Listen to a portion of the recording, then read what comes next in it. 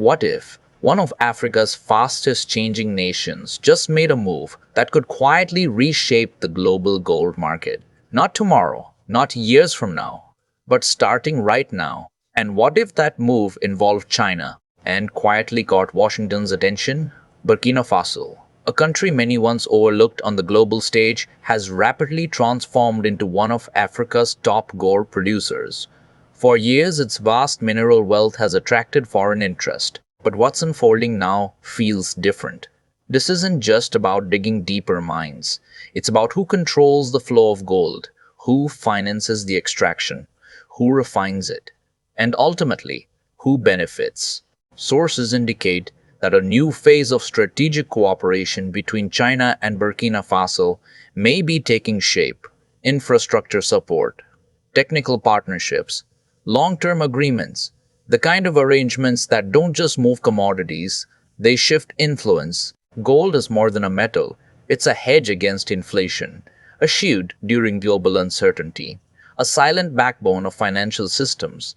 So when a major African producer strengthens ties with Beijing, markets notice, analysts notice, and yes, policymakers in Washington notice too.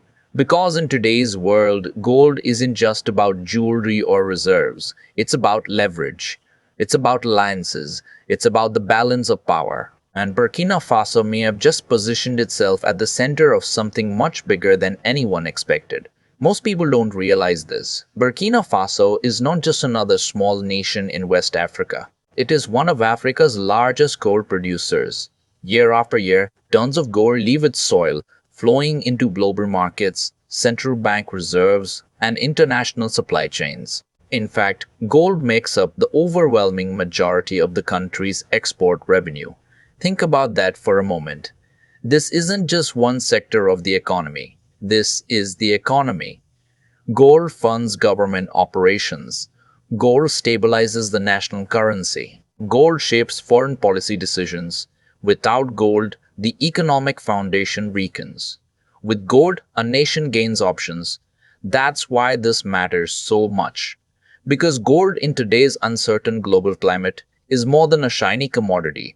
It's a strategic asset. When inflation rises, countries turn to gold. When currencies shake, investors run to gold. When geopolitical tensions increase, central banks quietly increase their gold reserves. So when we talk about Burkina Faso, we're not just talking about mining sites in remote regions. We're talking about economic survival. We're talking about political leverage. We're talking about sovereignty. And here's the key point. Whoever partners with Burkina Faso in gold production, financing, refining, or export logistics doesn't just gain access to a resource, they gain influence. Influence over supply chains, influence over regional stability, influence over the future direction of a rising African nation. And that's why the world is paying attention. Over the past decade, China has steadily increased its footprint across Africa. From massive infrastructure projects to mining partnerships to trade agreements to industrial development, Beijing's presence is impossible to ignore. But here's the key difference. China's approach isn't about politics, it's about economics, long-term agreements, strategic investments, supply chains that benefit both parties while quietly expanding influence. And now Burkina Faso may be entering this orbit. If China deepens its cooperation in the country's gold sector, it won't just be another mining deal. It would fit perfectly into China's broader strategy across the continent, securing critical resources, building infrastructure, and creating mutually dependent partnerships. For Beijing, gold is more than a commodity. It's leverage, it's stability, it's influence. And for Burkina Faso, such a partnership could mean investment, technology, and access to global markets. But for the rest of the world, especially Washington, it raises questions. Who controls the flow of gold? Who benefits from its extraction? And what does this mean for the balance of power in West Africa and beyond? Because in today's global economy, every ounce of gold carries weight far beyond the mines. Let's break it down. When people hear gold deal, They often think it simply et leur means dire aussi qu'on selling est là à gold. leur côté But in pour pouvoir reality, it can be much more than that. A modern gold agreement can include a wide range of elements: mining technology support, bringing advanced equipment and expertise that increases efficiency and output, refining facilities built locally, meaning the gold isn't just dug up and shipped abroad, but processed inside Burkina Faso. Infrastructure tied to extraction. Roads, railways, power plants, all designed to support the mining industry and connected to global markets. Long-term supply contracts, ensuring steady trade and investment over years, sometimes decades. Investment in processing and industrial capacity within the country itself, creating jobs, boosting local economies, and increasing technical know-how. Now consider this: if gold is refined locally instead of exported raw, everything changes. Instead of sending nearly all the value overseas, Burkina Faso can retain a significant portion of the wealth. This is not just about more revenue, it's about economic independence.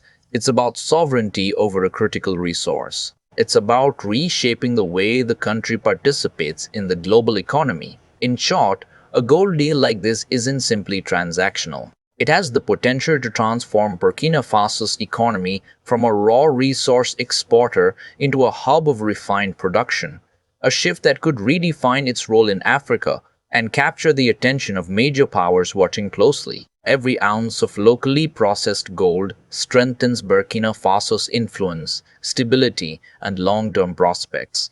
And that's exactly why the world is paying attention. Gold is not just a shiny metal. It plays a strategic role in global finance, quietly underpinning currencies, reserves, and national wealth. That's why Washington is watching closely. If China strengthens supply partnerships in major gold producing nations like Burkina Faso, the implications are significant. First, it expands China's commodity security. By securing long term access to gold, Beijing ensures a stable supply of one of the most critical resources in the world. Second, it increases China's financial influence. Gold isn't just mined, it's leveraged. Banks, central institutions, and governments worldwide rely on it as a hedge against uncertainty. Control over supply can shift the balance of power in financial markets. Third, it reduces Western dominance in certain sectors. For decades, Western nations have influenced global gold trade, reserves, and pricing structures. A strong Chinese partnership in Africa could recalibrate that influence, subtly reshaping global economic dynamics. Make no mistake, this isn't about direct confrontation. It's about competition. Competition for influence, competition for resources, competition for strategic advantage in an increasingly multipolar world. And Africa is becoming one of the key arenas. The continent holds vast untapped resources, growing markets, and strategic locations. Countries like Burkina Faso, rich in gold, are no longer peripheral players. They are central to global calculations. Every mining deal, every refining agreement, every infrastructure project carries implications far beyond local economies. For Washington, monitoring these moves isn't just about economics, it's about ensuring strategic balance.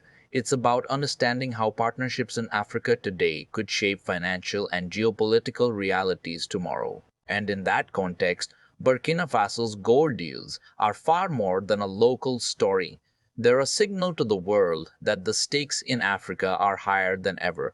President Ibrahim Traoré is sending a clear message. Burkina Faso is no longer content to be a passive exporter of raw resources. Traoré has emphasized several key priorities: economic sovereignty, reducing dependency on foreign powers, and maintaining national control over the country's most valuable resources. These are not just words, they reflect a deliberate strategy, a vision of a Burkina Faso that can chart its own economic path, make decisions in its own interest, and ensure that the wealth generated from its land stays, at least in part, in the hands of its people. Whether supporters cheer or critics question the approach, the direction is unmistakable. Burkina Faso wants greater control over its wealth. And in the context of gold deals and international partnerships, this takes on immense significance.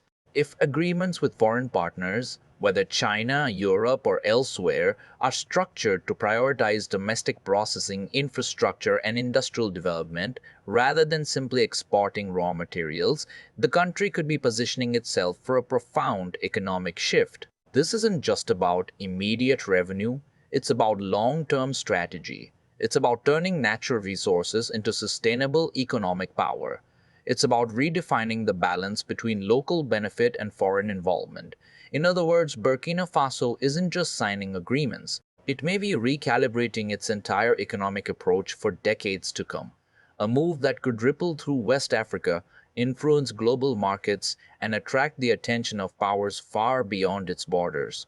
Every ounce of gold, every partnership, every investment could now carry strategic weight far beyond the mines themselves. Here's your next segment: slow, dramatic, and engaging. Around 200 words. If Burkina Faso's approach proves successful, the implications could extend far beyond its borders. Other African nations may take notice and take action. They could seek similar deals, securing partnerships that prioritize domestic development over raw exports. They could negotiate harder with Western firms, demanding better terms and greater local value.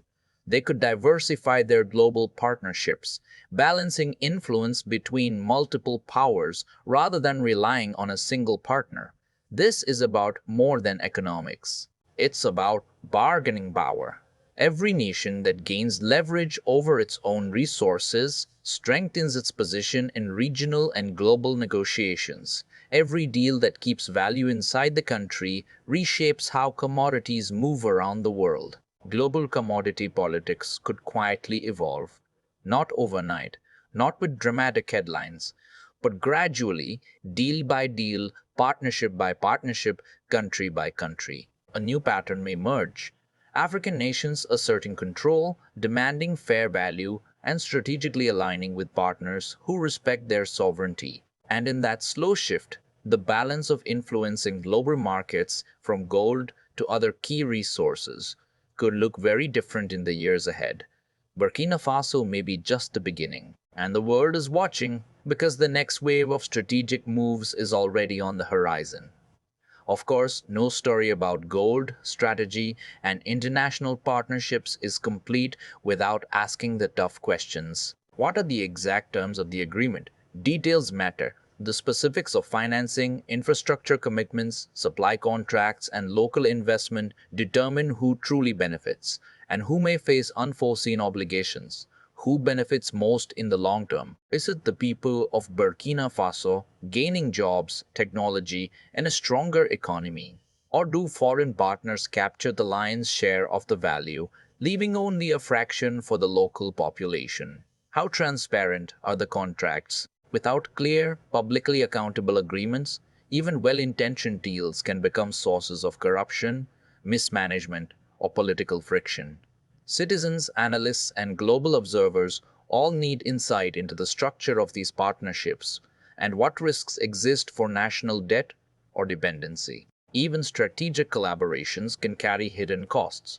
Long-term loans, infrastructure tied to foreign companies, or resource commitments could create subtle forms of dependency if not managed carefully. The truth is, strategic partnerships have the potential to empower nations. They can accelerate economic development, transfer technology, and increase sovereignty over critical resources. But they only achieve that potential if structured thoughtfully. If agreements prioritize local industry, ensure fair value, and include robust oversight, they can transform economies and strengthen national control. If they are rushed, opaque, or heavily skewed toward external interests, they risk undermining the very sovereignty they aim to reinforce. For Burkina Faso, and for the world watching closely, the stakes are high. Every clause, every investment, every ton of gold matters, because in the delicate balance of strategy, economics, and geopolitics, details aren't just details. They determine the outcome. And that's why questions, transparency, and careful planning are more important than ever. This isn't just about gold. Every ounce mined, refined, or exported carries far more weight than its market price. It's about influence. It's about who decides the terms of trade, who controls critical resources, and who has a seat at the table when global financial rules are quietly written. It's about sovereignty. For Burkina Faso, this is a statement. The nation intends to take charge of its wealth, manage its resources, and assert its right to determine its own economic future. It's about who shapes the next phase of global economic power. Because in today's interconnected world, control over resources translates into leverage, financial, political, and strategic.